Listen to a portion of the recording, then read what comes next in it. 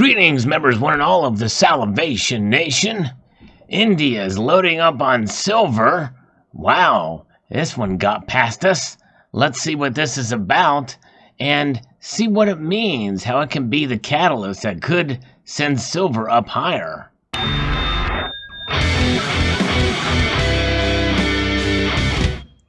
Yes, this comes to us from goldsilver.com, who is a dealer.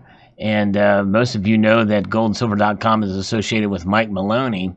But their senior analyst, Jeff Clark, has been pretty impressive with, I've seen some speeches he's done and some data that he's compiled as an analyst in these markets. Now and again with everything, take it for a grain of salt. Don't believe anything I say or anything that anybody else says without doing your due diligence and research. But nonetheless, I do believe that he is taking some of the data and compiling it in such a way that it makes it kind of easy to understand and pulling it together, kind of like what small gold does as well. And so let's kind of take a look at this and see exactly what's going on with India and how demand there could have an effect on the silver market. So he says that there is a new catalyst that could be emerging. And really it didn't make a lot of headlines. This is the first time hearing about it. And by the way, thanks to Chuck and Plata for sending this article along to me. But India's silver imports have seen a big jump. So big that it's worth discussing. And if the trend continues, it could have a sizable impact on the tiny silver market. And by the way, I'll stop there because Jeff Clark did do a talk on how small the silver market is. And I believe it. And I think part of that reason why it's so small in terms of investment or, hedging and whatever, what have you, is because of there's not a lot of interest because the prices have been so stagnant for so long. So how important is this demand in India? We know that India is a huge gold buyer. In fact, they're the largest consumer of global of gold. In fact, they're the largest consumer per capita. In other words, the people, the private holders of gold, because it's in their culture. But there's evidence that they're the biggest consumer of silver. And that's somewhat debatable because some say that China is, but their data is not always transparent. Either way, India represents a bigger portion of global silver demand than most investors realize. Between jewelry, religious objects, and investment, 1 of every 6 silver ounces in the world is gobbled up by Indian demand. So here we see from the Silver Institute, India represents 17.5% of global silver demand. And I don't know if this is all, in Indian. It says it represents 17.5% of global. Is this all the different ways that, I guess it is there's 51% of silver used in India is for industrial uses. Silverware is 5%. Retail investment is 5.56%. U.S. jewelry is 4.03%. Other and Indian jewelry is 6.94%. And U.S. retail investment is 4.31%. So I guess when you add these numbers together, that makes up the 17.5%. The rest of it is other stuff around the world. So India where's China in here? But I guess we don't have the reliable numbers there.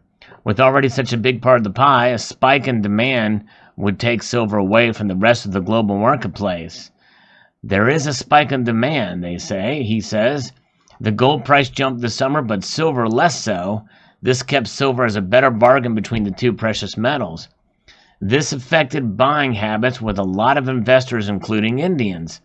Gold imports plunged in August to 32.1 tons, the lowest monthly total in 3 years. But silver imports spiked that month to 543.2 tons, a whopping 72% higher than a year earlier. And that is interesting because their culture is so dependent on gold for dowries and like. So it's interesting that they're making this switch to silver. But maybe there's something to it that I'm not understanding why that would be the case. But it looks like Indian investors are swapping gold for silver. It wasn't just August. The jump in silver imports has been going on all summer. add up June, July, August silver imports this year and compare it to last year, and this is what it looks like in a chart form here. So Indian silver imports jumped 93% this summer from 2018 to 2019. Amazing. Wow. India's silver imports from the 3 summer months have almost doubled from a year ago. And by the way, this is coming. He's sourcing this. This is coming from India's trade ministry. So I believe he's reporting on this truthfully. And this is from the Silver Institute here. Is this the beginning of a new trend? It's certainly possible. Analysts report that silver has been seeing wider use in India in electrical components, religious occasions, and weddings.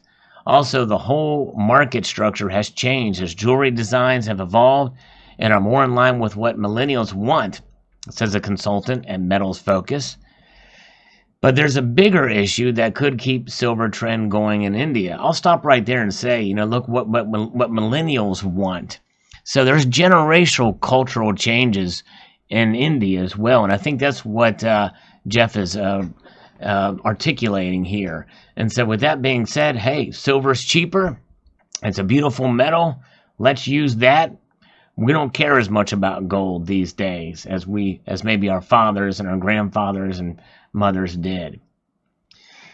Not many investors know this, but India was once the world's #1 buyer of silver, long before it was the world's top gold buyer. Well, that blows my theory out of the water with the generational thing.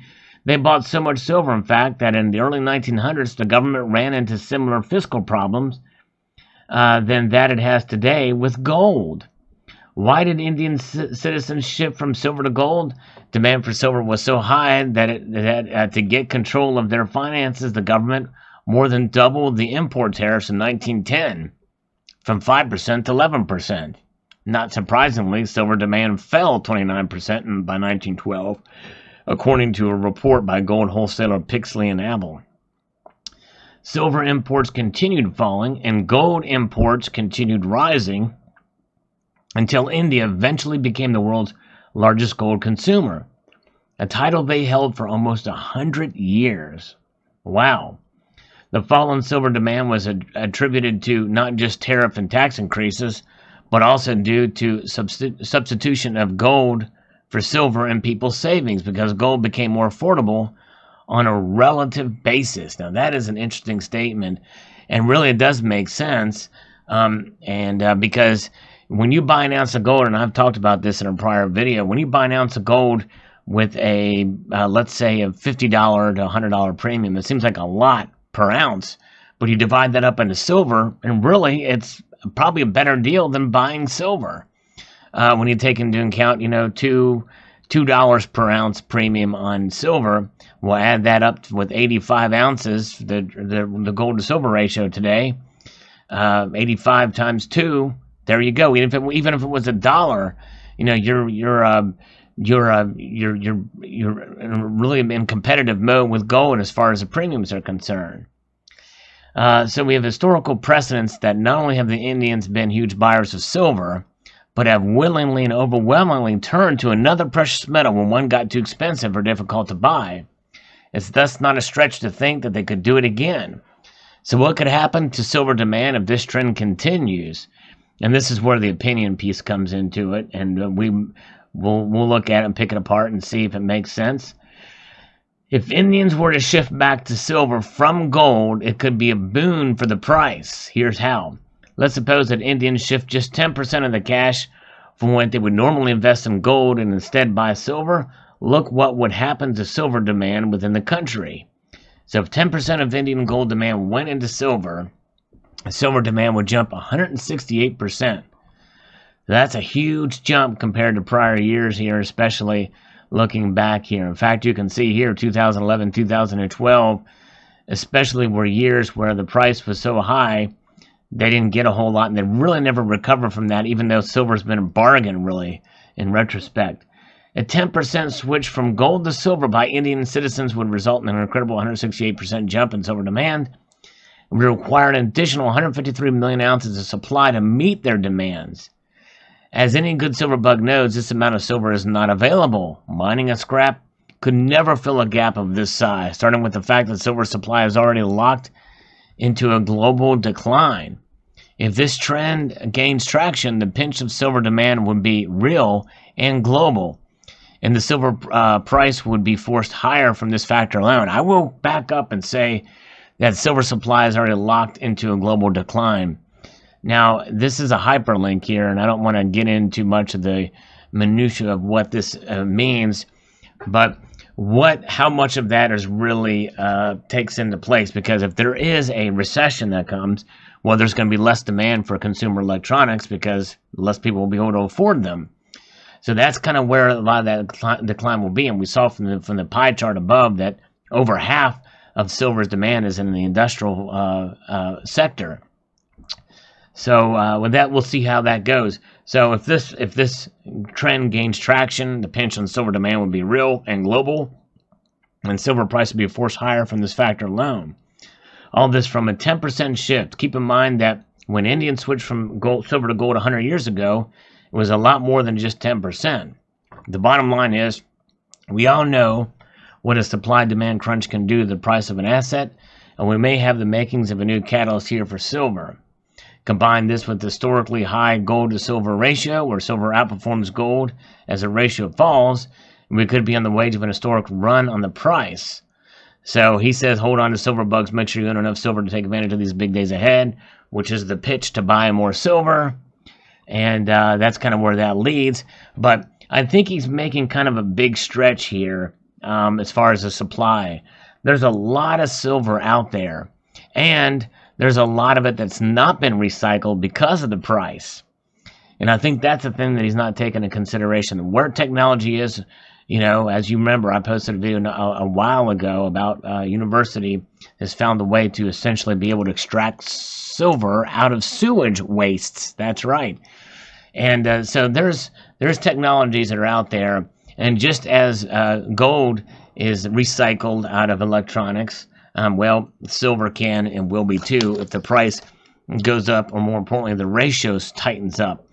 And I think that's the thing to consider here. So I think this is good reporting, and I tell you what, I am impressed with, even though he is obviously very closely tied to Mike Maloney and Gold Silver, which is gold dealer. But I tell you what, there's something about, if the information is viable and true, it doesn't really matter where it comes from. It is what it is. It speaks for itself. And I think some of these data do that. And I think his compilation now, his conclusion, I think you could probably pick it apart a bit more than I have, even, to where you draw it there. And the thing is yes, the whole moral of the story is that there is an increase in demand. Indian silver demand is something we should pay attention to, and to see kind of where it goes. But I do believe there will probably be enough supply to meet the demands. And he is careful to say up here, I will say he's kind of covering his bases here, which I think is good. If the trend continues, it could have a sizable impact on the tiny silver market. He's not telling you how much the price is going to be. He's not going on a limb and saying, hey, look out for $200 silver and the like. I think he's careful there not to get, because I think him alone, as an analyst and as a speaker, a lot of these things, he has his own reputation to uphold, and I sense that with him, even though I don't know the guy, and even though he's obviously tied to Mike Maloney, who is another person who, by the way, some people disagree with a lot of things he says, but there's also a lot of things that he says that I think is true, and it's just some of the conclusions and where he goes I disagree with, and I think a lot of that is motivated by wanting to sell gold and silver as part of his business.